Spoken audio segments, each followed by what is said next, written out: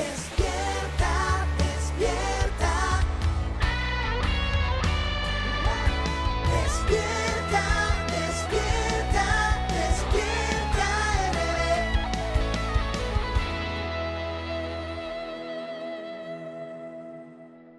Señores, muchísimas gracias por continuar con nosotros aquí en Despierta RD. Iniciamos la primera entrevista de esta mañana. Les dijimos que tenemos dos platos fuertes, porque aquí hoy se va a comer de a duro, se va a hablar de a duro. El primer invitado es Sigmund Freud, que es el director ejecutivo de la Dirección General de Alianzas Público-Privadas, y es uno de los temas que tal vez desde el inicio del gobierno esta dirección o esta institución ha estado manejando muchos temas, sobre todo, y buenos días, Sigmund, Buenos días. por el hecho de que muchas de las propuestas del gobierno están vinculadas a las APP. Buenos días, Sigmund Freud, ¿cómo estás? Buenos días, Lorena, Gilbert y Cristian. Buen día. Contento de estar aquí hoy para hablar un poco de APPs. Así mismo ¿Verdad? es. Y lo primero que te decía, está demasiado vinculado el gobierno a las alianzas público-privadas, se está enfocando más, le está dando más peso. Hay un sector que entiende que es demasiado protagonismo para el sector privado, que el sector privado no va a dejar de ganar o que va a tener mejores beneficios y que de alguna forma la balanza social se inclina más a favorecer al sector privado. Cuéntanos un poquito de esto para entrar en contexto. Mira, lo que pasa es que hay tres razones puntuales por las cuales el programa de APP ha tomado gran relevancia en este gobierno. Lo primero es que el presidente de la República es un fiel creyente a este tipo de proyectos y yo siempre digo, cada vez que puedo, que el único candidato presidencial en su momento que habló sobre alianzas público-privadas y sobre proyectos de este tipo es el presidente Luis Abinader, por lo cual el hecho de que él está convencido previo a ser presidente de la República de que son programas y que son modalidades favorables para el desarrollo del país, hace que en estos momentos entonces tome un realce en el sentido de que del primer momento él ha identificado esto como una necesidad para poder desarrollar proyectos de infraestructuras y servicios en la República Dominicana. Lo segundo, que estamos también hablando de una ley nueva. Al ser una ley del año 2020, de febrero de 2020, necesariamente hay que ponerla en la palestra y tocar aspectos de la misma debido a que la República Dominicana en su gran mayoría desconocía de la figura de las alianzas público-privadas y por eso entonces también ha sonado mucho el tema. Y tercero, como te decía, lo más importante yo creo, y es que la situación económica del país debido al tema de la pandemia ha creado la necesidad de que el gobierno tenga que buscar otras fuentes de financiamiento, de apalancamiento, para poder ejecutar proyectos que no pueden dejar de materializarse. La República Dominicana necesita infraestructura de transporte, de movilidad urbana, desarrollo turístico, infraestructura eléctrica, y no puede hacerlo todo con el presupuesto del gobierno, y más en momentos como este, en los cuales se está destinando gran medida, ¿verdad?, al tema de la salud, al tema de la asistencia social, al tema de la transformación en el sector educativo, por lo cual tenemos que recurrir a las alianzas público-privadas. Esas son las tres razones fundamentales por las cuales tú has podido ver que desde el gobierno del presidente Luis Abinader se ha puesto el tema de las alianzas público-privadas como un elemento central en lo que es el desarrollo, el discurso económico, político y social en cuanto a las posibilidades que estas impacten de manera importante en el desarrollo de infraestructura en la República Dominicana. Sí, el temor de todo esto, de la gente que te habla, que tiene entendimiento con esto de la alianza público-privada, es que, caramba, el Estado pone muchos recursos para que esto pueda desarrollarse, pero que el sector privado es una sanguijuela del Estado, de sangre del Estado, y cuando el Estado no da beneficio lo suelta.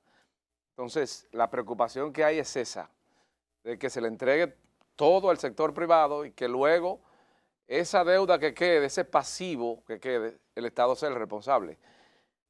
O sea, esto no tendrá un mecanismo que el sector privado tenga la responsabilidad de que si no funcionó también en materia de recursos, Asuma riesgo. tenga que asumirlo. Claro que sí. Mira, lo primero, Gilbert, que hay que empezar a ver que el sector privado en estos momentos es un aliado al gobierno y al país. Por ejemplo, si nosotros analizamos qué ha ocurrido con el tema de la vacuna, podemos identificar que el sector privado, de manera desinteresada, ha colaborado con lo que es el aporte de recursos financieros para poder nosotros adquirir una gran cantidad de vacunas.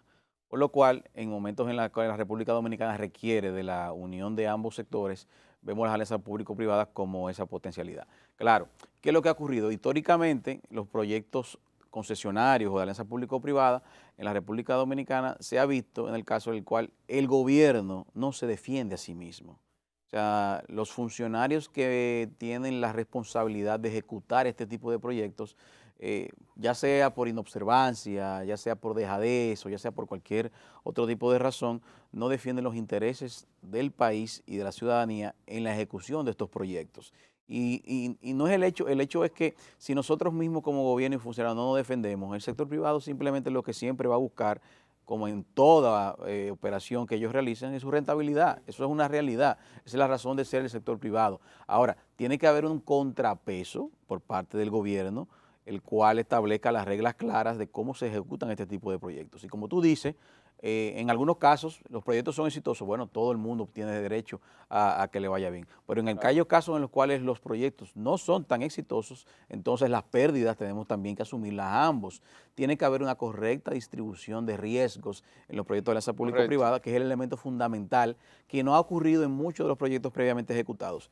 Y lo que la ley 4720 de alianza público-privada nos trajo como obligación y como aspecto novedoso es que tenemos que nosotros previamente ejecutar un proyecto de este tipo, revisar de manera muy detenida, muy detallada, mediante estudio, mediante análisis, si el proyecto que pretende ejecutarse primero es viable, es sostenible financieramente por sí mismo, y en el caso de que no lo sea, cuáles serían los pasivos contingentes o los aportes de capital que tiene que hacer el Estado para que el mismo pueda sostenerse. Y ya tiene que ser una decisión del Poder Ejecutivo de definir, bueno, si el gobierno está dispuesto, en que en un caso en específico tiene que hacer compromisos presupuestarios o compromisos económicos con la finalidad de que se ejecute dicha infraestructura o dicha obra de servicio. Recuérdate lo siguiente, no necesariamente todos los proyectos de alianza público-privada son proyectos que en principio, solamente con lo que sería el pago del usuario o del prestador o quien utiliza, se van a sostener, sino que necesariamente tendrá que requerir de algún tipo de colaboración por parte del Estado para que estos puedan ejecutarse. Si, por ejemplo, desarrollamos un proyecto de alianza público-privada en materia hospitalaria, sabemos que el gobierno dominicano tendrá que cargar con lo que sería un posible subsidio, un pago de tarifa, Eso es correcto, ya está que no bien se le eso. puede cargar eso al paciente final y al pueblo dominicano. Entonces, todo dependerá de qué tipo de proyectos de alianza público-privada se está ejecutando y qué tanto interés tenga el Estado de ejecutar el mismo en virtud del impacto social que el mismo pueda tener. Te pregunto, Sigmund, y sé que Cristian tiene preguntas, pero me inquieta ahí preguntarte, porque en el año 2000 Hipólito hizo la recompra de las empresas del Estado, que fueron pasadas al sector privado, a Unión Penosa, en ese caso, ¿recuerdas? Sí, claro. Por los apagones que nos daban a nosotros. Así ¿Ok? es. Aquí se cree que a veces el sector privado tiene la panacea para resolver los problemas y bueno, y se confía en eso, perfecto. El sector privado es importante con el vínculo con el Estado, pero lo que me preocupa es que en el sector eléctrico, el sector privado siempre tiene el ojo puesto, porque es que deja mucho dinero, el sector eléctrico. Y entonces, ¿por qué Punta Catalina tiene que ser el sector privado que la maneje cuando el gobierno viene desde el año 2000 manejando el sector eléctrico y ha funcionado? ¿Por qué tiene ahora Punta Catalina que manejarlo el sector privado con un fideicomiso que se va a hacer? Pero mira, primero hay dos cosas ahí, No hay Gilbert. capacidad en el Estado. Dos cosas, Gilbert. Lo primero es que tú sabes que el sector eléctrico le ha costado al Estado dominicano todos los años mínimo 1.500, 1.600 millones de dólares en déficit al gobierno dominicano. En este año que este gobierno hizo una reducción del déficit, pagamos cerca de 1.100 millones de dólares en el déficit. ¿Qué significa el déficit? Para poder cubrir las pérdidas, tanto de comercialización como las pérdidas técnicas de la distribuidora, el gobierno dominicano tiene que inyectarle todos los años a la distribuidora esa cantidad de dinero para que ésta pueda entonces pagarle a los generadores lo que es la distribución, la generación de energía. O sea que definitivamente el modelo actual no funciona, ya que esos 1.100 millones de dólares que estamos hablando de 70 mil millones de pesos pueden ser destinados a salud o a construir carreteras, o a construir hospitales o a construir escuelas. Entonces hay que buscar una solución al tema eléctrico. Ahora, no necesariamente la solución al tema eléctrico tenga que ser ponerlo esto en manos del sector privado. No estamos diciendo eso. Ahora, sí hay una realidad. Tú decías una última pregunta. El Estado dominicano ha mostrado ineficiencia en el manejo del sector eléctrico. ¿Por qué? Bueno, primero hay que hacer una serie de inversiones que requiere el sector de muchos millones de dólares que el Estado ha ido dilatando. Pero segundo también, ¿qué es lo que ocurre? Estas distribuidoras son son órganos en los cuales la clase política dominicana lo que ha hecho es simplemente utilizarla como botín de guerra, en el sentido de que tú ves que en una distribuidora que puede funcionar con 600 empleados, tienen 2.000, 1.500, 1.000, y así no hay ninguna empresa que pueda funcionar. Entonces nosotros tenemos que empezar a definir qué tipo de administración pública nosotros queremos. O sea, una cosa son los ministerios, instituciones y direcciones, que son órganos de políticas públicas, de dirección de servicios públicos, y otras son las empresas, en principio, como la distribuidora, como por ejemplo la propia casa, empresas de servicios públicos que requieren cierto grado de eficiencia en sus servicios, porque nosotros todo lo que queremos es que nos llegue luz 24 horas y que sea constante y que sea a buenos precios también. Eso es lo que quiere el usuario dominicano. Al usuario dominicano no le importa, no le preocupa de que cuántos empleados tenga la sede o cuánto sea el déficit, sino que queremos un buen servicio. Entonces, el tema de Punta Catalina, quiero aclararte, lo que se ha creado ahora mismo es un fideicomiso público. Ahí no hay participación privada. Lo que el Estado ha hecho simplemente, como Punta Catalina era propiedad de las distribuidoras y de Fomper, lo que se ha hecho es que como el Fomper, el presidente ha decidido, y hay un proyecto de ley ya que va a eliminar esa institución, se ha puesto la operación y mantenimiento de Punta Catalina en un fideicomiso independiente para que maneje la operación. Ahora, ¿qué se va a hacer al final con Punta Catalina? Todavía no se ha tomado decisión. No se ha decidido si realmente el sector privado va a intervenir en su capital, si va a operarla solamente, aunque sí el gobierno ha sido claro, ninguno de los activos del Estado será puesto en venta, sino lo que estamos nosotros es buscando la manera de eficientizar la operación y el mantenimiento de estos activos para que los servicios que éstas brindan puedan ser realmente permanentes y constantes para que el usuario dominicano, el cliente, sea el que se beneficie. Entonces, eso es lo que va a ocurrir con Punta Catalina. Todavía no hay participación privada en el caso de Punta Catalina, pero sí, yo sí te puedo decir lo siguiente, aunque al sector público no le guste, el sector privado maneja con las empresas con un nivel de eficiencia que necesariamente requieren manejarla con esa eficiencia para poder generar rentabilidad. Mientras que el sector público no tiene esa visión. El sector público no tiene la visión de rentabilidad. Lo que busca es satisfacer, ¿verdad?, interés general, un impacto social, cómo cubre las necesidades del país, que no necesariamente en algunos tipos de operaciones va de la mano con lo que debe ser la operación de esa empresa. Y por eso que tenemos que analizar qué hacemos con algunas de estas empresas de provisión de servicios, que el dominicano lo que quiere es un servicio eficiente, simplemente. Sigmund, el caso de las ya previo a la creación de la Dirección General de Alianzas Público-Privadas, esas alianzas que se habían realizado en el pasado, que si para la construcción de una carretera, que si para el desarrollo turístico de una zona, de un polo, ¿qué va a pasar, por ejemplo, con el peaje de la zona de Samaná, el peaje sombra que se ha determinado que fue una alianza público-privada en la cual el Estado subvenciona una buena parte de lo que ahí se determina? ¿Cómo se llevará eso a justicia o cuál será la política a asumir en este caso, de manera que el Estado no tenga que liquear tanto dinero para sostenerla, pero que tampoco sea una carga para aquel empresario que en algún momento confió en el estatus jurídico de la República Dominicana e invirtió ahí, sea o no sea con un acto previo de corrupción? Mira, el caso de la autopista de Samaná es el mejor ejemplo de lo que no debe ser una correcta alianza público-privada, como tú lo mencionas, definitivamente. El presidente, desde que llegó al gobierno, anunció, ¿verdad?, que tenía toda su intención de que se resolvería la situación de la autopista de Samaná. Se creó una comisión de alto nivel, en la cual encabeza el ministro de Hacienda, que ha estado durante los últimos meses en una intensa negociación con los concesionarios de la autopista. ¿Por qué una negociación? Nosotros no hemos querido, y el gobierno no ha querido, iniciar un proceso judicial de manera alegre con ese proyecto, porque ustedes saben muy bien que históricamente los gobiernos de la República Dominicana hemos perdido todos los arbitrajes que llevamos hacia el exterior en este tipo de contratos. ¿Por qué?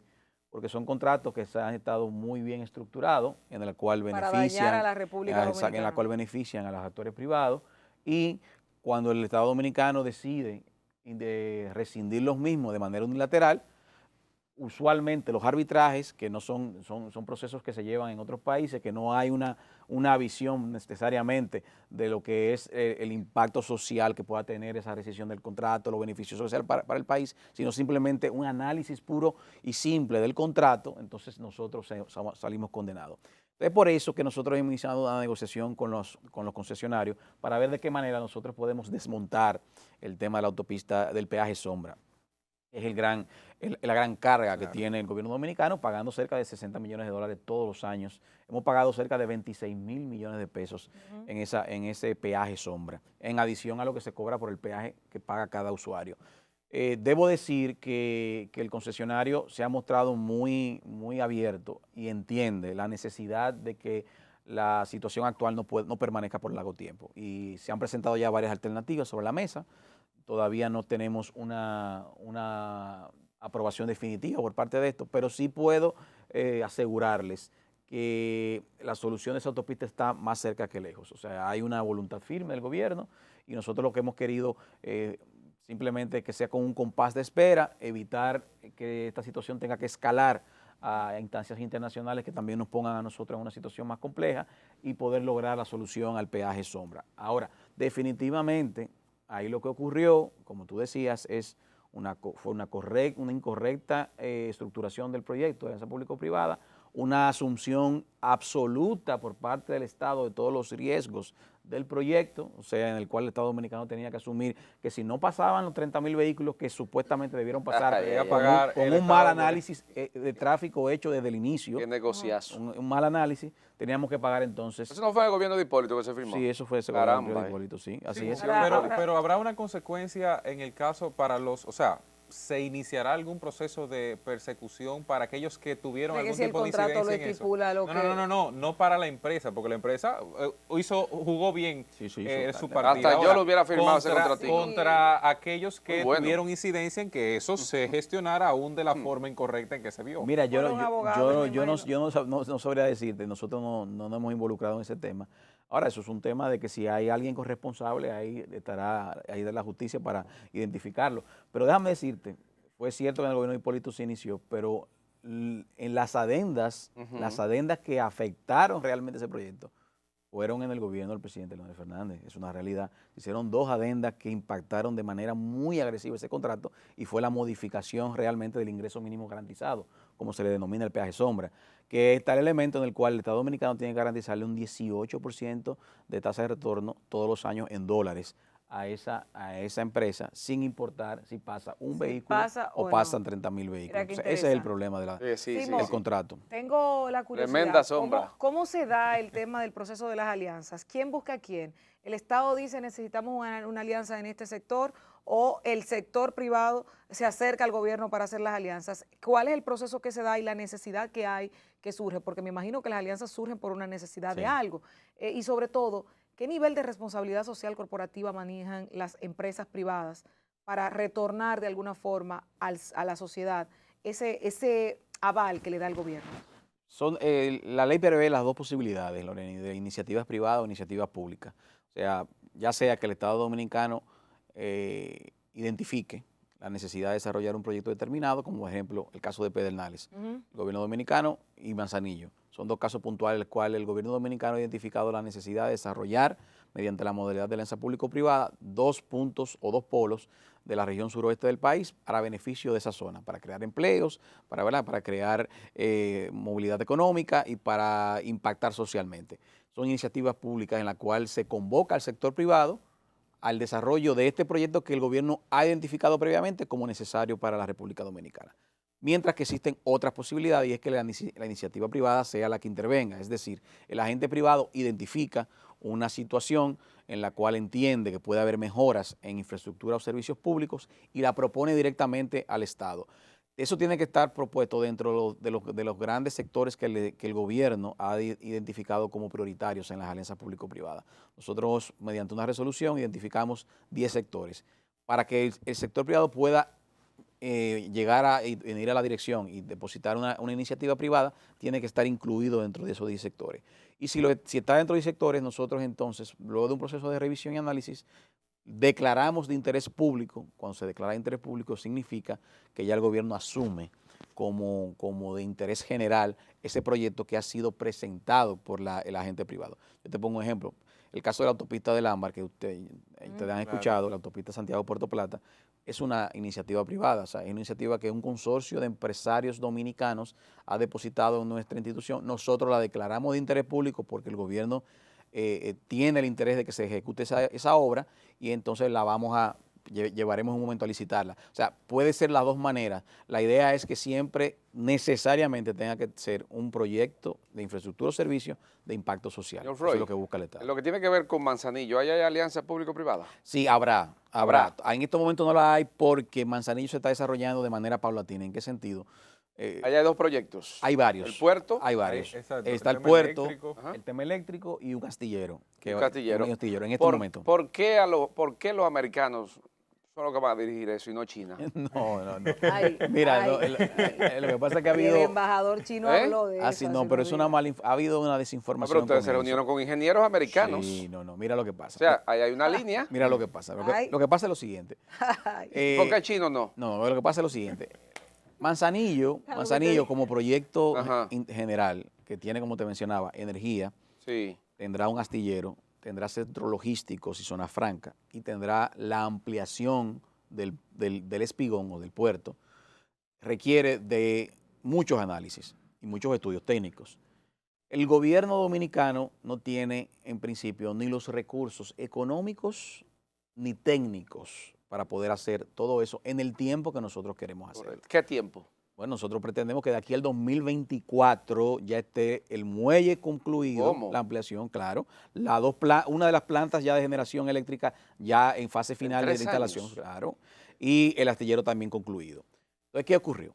El gobierno norteamericano nos ofreció una colaboración técnica a través del Cuerpo de Ingenieros del Ejército de los Estados Unidos, que es una figura o es un organismo muy reconocido a nivel mundial de especialistas técnicos en diferentes áreas. El gobierno dominicano, evidentemente, con un ofrecimiento de ese tipo, el cual al Estado no le costará ningún tipo de recursos, sino que es una colaboración técnica no reembolsable, ha aceptado esa propuesta. Inclusive, estamos todavía en una fase de discusión. No ha habido todavía, no se ha suscrito un acuerdo ¿Hubo formalmente. acercamiento de China también? No, nosotros no hemos No. recibido ningún acuerdo. Están flojos los chinos, Para digo. eso no, para eso no. Entonces, nosotros lo que tenemos que todo el apoyo que pueda venir a Manzanillo y que sea de esa manera, nosotros estaremos con los brazos abiertos para recibirlo. Brevemente, tú estuviste en el ala legal del Partido Revolucionario Moderno. No sé si sigue. Sí, soy el director legal del partido. Bueno, ¿cómo ustedes ven estos temas que vinculan el narcotráfico a algunos dirigentes del Partido Revolucionario Moderno? ¿Cómo los reciben y qué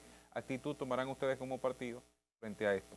Bueno, lo primero es que ya ustedes pusieron esta mañana el video del presidente de la República, que es el líder del partido, dijo que aquí la responsabilidad es individual y cada quien tendrá que pagar por sus hechos, por lo cual el partido asumirá lo mismo. En el caso del director de Comunidad Digna, no es en estos momentos dirigente del partido. Sabe que él viene de la fila del PRD, se unió en la campaña presidencial para apoyar al presidente Luis Abinader, pero no es un dirigente orgánico del No Partido suscribió Revolucionario. membresía, no se inscribió el ¿Tú partido. sabes lo que pasa? No suscribió membresía, no necesariamente porque nosotros no quisimos, no voy a venir con esa hipocresía, sino que en el momento en el cual él decide apoyar al presidente, no existía un proceso abierto todavía de inscripción de militantes y de dirigentes. Simplemente por eso. Entonces, ya el presidente como funcionario ya lo puso en suspensión. Ustedes vieron el decreto ayer, ha entrado en suspensión, y nosotros como partido también vamos a defender la posición asumida por el presidente. Todo lo que implique posibles actuaciones delictivas, nosotros no la vamos a apoyar y el partido estará firme también con la misma posición del presidente de la Excelente. República. Muy bien. Bueno, interesante las declaraciones de Sigmund Freud, director general de Alianzas Público-Privadas, sobre todo esta última parte, ya la parte legal y política. Gracias, Sigmund. A ustedes. Y a ustedes no se muevan. Vamos a una breve pausa comercial. En breve estamos aquí compartiendo con Roberto Rosario Márquez, expresidente de la Junta Central Electoral, dirigente activo de la Fuerza del Pueblo, y viene a darnos temas sumamente interesantes también aquí. No se muevan.